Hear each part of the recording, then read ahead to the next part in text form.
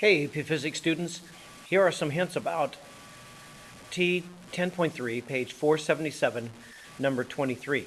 So regarding the magnetic field, this particular section is about, a question is about what happens when you have a changing magnetic field, or maybe a changing loop. Anyway, so we have a magnetic field, and we also have the electrons traveling around in this loop. There are about 4 formulas I think that I can give you a couple of hints about. As you look at a problem like this, you might want to look at what they're asking at the end. They're asking for the energy. Okay, so recall that the energy is the power, which is the energy per second, times the time. Well, okay, granted, we don't know what the power is. So maybe it would be useful to use power equals V squared over R, since resistance could be found pretty easily. Well, the problem is we don't know what the V is. That's really what the essence of this is.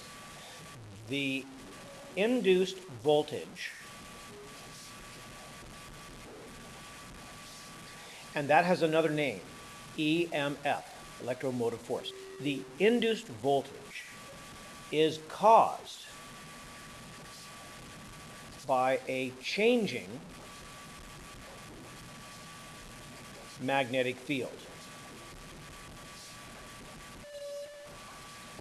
When the magnetic field changes, you get an induced voltage. That's the V subscript IN. And it's equal to the opposite of N, so the number of the windings or the loop, times the change in the flux, illustrated by this, divided by time, change in time. So then you're wondering, okay, how do we get the magnetic flux? Well, the magnetic flux is equal to the magnetic field times the area times the cosine of phi. Now, here's the main thing about this cosine. The cosine will be of the angle between the direction of the magnetic field and the normal. Well, that's 0 degrees. So 0 degrees will be very useful because the cosine is 0 degrees, should be 1. That'll make that a little bit easier.